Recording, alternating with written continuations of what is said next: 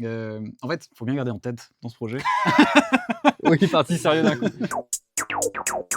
Bonjour, donc je m'appelle Maxence, je suis sound designer à Soundfall Interactive pour le jeu Clair Obscur Expedition 33 depuis maintenant 3 ans et demi à peu près. Et moi, je suis Olivier Pinchonnier, sound designer aussi sur Expedition 33. Ticking down every year. One stroke. And every one of that age. Pour ma part, je me suis plutôt occupé de la battle, donc ça va être les sorts des main caractères, les attaques des monstres et leur voice design, et un peu ce qui gravite autour comme les hits et les buffs, ce genre de trucs. Alors sur XP33, je me suis occupé du lien, en partie, du lien entre la team prog, donc la team programmation et la team sound design. J'ai aussi fait des petits systèmes et je me suis aussi occupé de toutes les cinématiques du jeu, surtout des SFX et aussi des UE.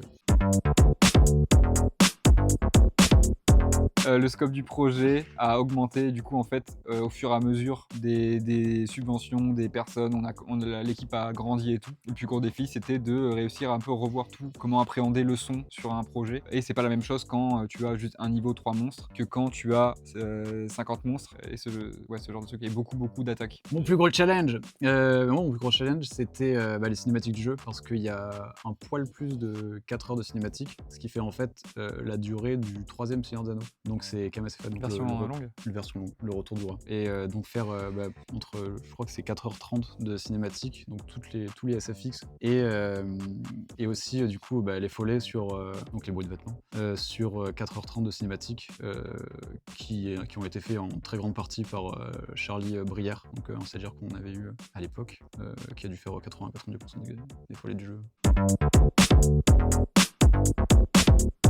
En fait, c'est un peu décevant pourquoi à chaque fois qu'on me pose la question, parce que les gens ils s'attendent à des trucs de fou et en vrai, il y a pas de système extraordinaire en métason, Ouais. donc le système audio d'Unreal, enfin le nouveau système audio d'Unreal, parce que le projet ne le nécessite pas en fait. Le plus gros point fort du projet, c'est l'emphase sur laquelle on a mis le temps, on va dire, c'est surtout sur toute la qualité audio en fait. Donc vraiment le design, etc. Mais en termes de système, en audio, il n'y a rien de bien compliqué. Donc en fait, les métasons, on les avait vraiment pas utilisés au maximum, mis à part sur le système de musique interactive, qui est un sacré morceau et qui a été fait du coup par Raphaël Joffre, qui est notre lead et music designer, donc pas le compositeur, le music designer, celui qui fait l'intégration dans le moteur de jeu. Et donc c'est lui qui a fait tout le système de musique interactif, qui est en gros ce qui permet de passer d'une phase à une autre de manière smooth, pour utiliser un terme anglais. C'était en fait déjà de base dans Unreal, il y a même pas de système de quadrillage de la musique Ouais. et tout. Il n'y a pas de système de BPM. Voilà, En fait. il y a pas de système de BPM, donc en fait ça a dû être fait par des moyens un peu détournés et c'était quand même assez compliqué déjà rien que de faire un système, un peu les outils de base de Wwise et du coup en termes de transition de musique, il y a pas de truc ultra compliqué, mais rien que réussir à faire des bonnes transitions smooth des différentes parties de la musique pour les boss et tout, c'est déjà un sacré défi et du coup ouais, avec Raphaël, avec le programmeur, ils ont réussi à recoder un peu ces outils principaux quoi. Bon, vraiment mon son préféré je pense c'est le Gradient Attack de Looney, il y en a un des 3, qui est en fait une grosse référence à un animé qui s'appelle Fire Force et auquel je me suis pas mal inspiré pour toute la DA du jeu. Ouais, c'est celui-là qui ressemble beaucoup à un passage de Fire Force qui est incroyable. Et moi, c'est dans une des premières cinématiques du jeu. En fait, je sais pas si vous connaissez Fire Force, en fait, c'est une référence. Oui, mais après j'ai pris tes sons, donc c'est normal. Mais ouais, en fait, au début du jeu, en fait, faut bien garder en tête dans ce projet Oui, parti sérieux d'un coup. que, en fait, il y a au début, quand je suis arrivé sur le projet, et même Maxence, le directeur artistique, du coup Guillaume Broche, il voulait toujours qu'on soit plus bourrin. Et en fait, on dépassait tellement des bornes qu'à des moments, des choses qui auraient dû être un peu simplistes, on en faisait vraiment des caisses. Et dans une des premières cinématiques du jeu, ça doit être dans la 4e ou 5e, il se passe quelque chose d'un peu dramatique, on va dire, sans vouloir spoil. spoil. Et il y a un SFX qui est vraiment hyper abusé, alors que ce qui se passe à l'écran pourrait juste nécessiter, on va dire, du découpage de. Et en fait, il y a vraiment un énorme sub avec vraiment un design vraiment comme on pourrait utiliser dans une bonne librairie de design, quoi, sur un truc pourrait être simpliste. Mais ça fait aussi partie du design du jeu. Genre tous les sorts que tu as fait, c'est que des trucs qui en font vraiment des caisses. Les hits sont vraiment bourrins dans les cinématiques. À chaque fois, on y va très bourrin. Dès qu'il y a une explosion, ça, on fait des caisses, etc. On a vraiment américanisé le sound design du jeu au fur et à mesure qu'on travaille dessus, quoi. On m'a envoyé, c'est tellement abusé que j'ai eu un Jira qui me demandait si c'était normal. Que ça sonnait comme Il m'a dit il y a un bug, ça sature, il y a vraiment une explosion, what the fuck et tout. J'ai fait as design et merci, bonsoir.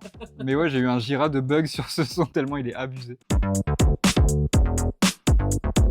Un des trucs que j'ai regardé, c'est notre dossier d'export. C'est pas ultra représentatif parce qu'il y a il y a des anciens sons, des trucs qui n'ont pas été utilisés et tout, mais il y avait 70 000 sons dedans. C'est beaucoup. C'est beaucoup, sans les voix. Mais ouais, il y a des trucs qui n'ont pas été, il y a beaucoup de trucs qui n'ont pas été gardés, etc. Mais ouais, c'était un des trucs. Il y a peut-être les voix dedans. De toute façon, en voix, on est un peu moins de 10 000. Mais ouais, mais il y a le moindre petit son de RFX d'oiseau est dedans, quoi. Mais ouais, c'est le truc que j'ai vu. En fait, dis-toi qu'il y avait il y avait la banque, et il y avait la hold banque. Ouais. Donc ouais, je dirais peut-être, ouais, je pense qu'il y a peut-être 30 000 sons, je pense. On peut diviser par deux. Ouais, je pense. On peut le dire. C'est bien probable, ouais.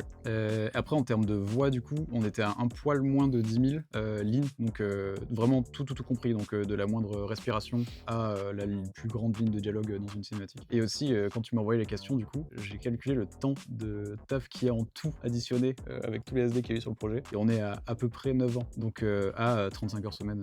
Voilà, là, c'est assez ouf, ça fait 9 ans. On était deux. Ouais. On a tout fait à deux. Du coup, il y a eu la première session juste après mon stage où il y avait Aristide qui est passé, William Dupuis. Ensuite, il y a eu nos deux premiers stagiaires, Alex de Master et Théo Clavel, qui sont ensuite restés avec nous en freelance. Nous, ils ont fait à peu près 1 an. Et ensuite, on a eu nos deux derniers stagiaires, Charlie et Victor. Donc, ouais, Charlie et Victor, d'anciens diffusions à Slop, on va pas se mentir, on cherchait les meilleurs. Tous, de toute façon, On bosse qu'avec les meilleurs, donc. T'enlèves Raphaël, il n'y a que Slop. Ouais. Et Raphaël est intervenant à Slop. Raphaël qui a commencé en music designer, puis qui nous a rejoint en lead.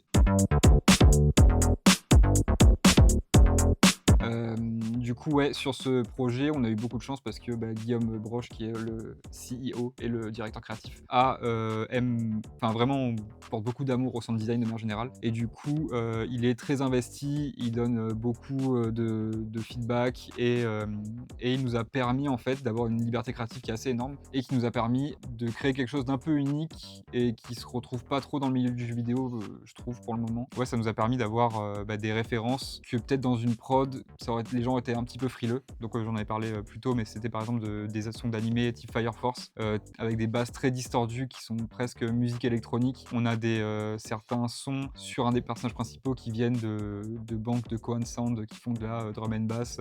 On a certaines sonorités comme ça. Et qu'est-ce que t'en penses, toi? On est le meilleur. Hein. On est plutôt pas mal. Il y a Julien Chess qui a mis un gros plan, tu pourras le mettre dans la vidéo. Il y a Julien Chess qui a dit regardez l'immersion du jeu, il a mis les ambiances de Spring Meadow. Oui, alors ça. Alors là, les ambiances de Spring Meadow. Putain de cascade. On a mis 6 mois à les refaire en boucle. C'était un running gag. Et voilà, j'étais très content. Merci Julien.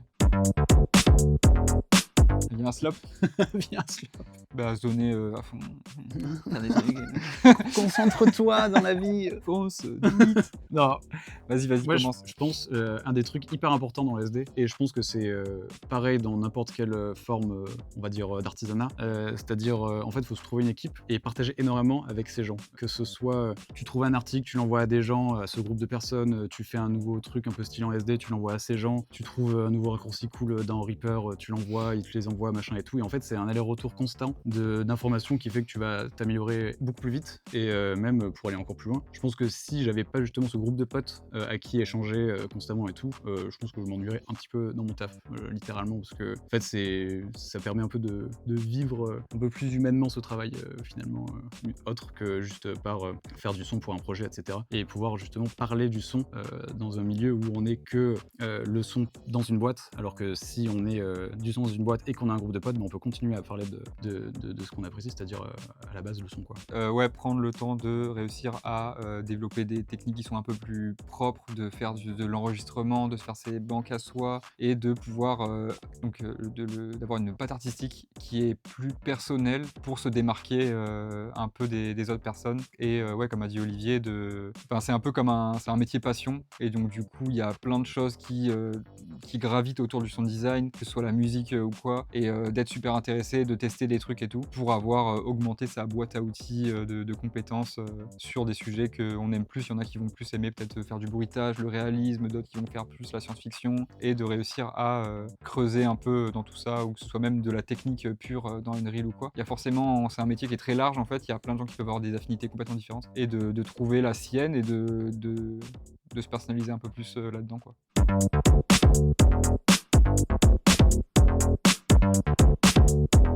Bah, pour moi, ça va faire américain, je suis désolé, Enchaîne, gros. j'enchaîne.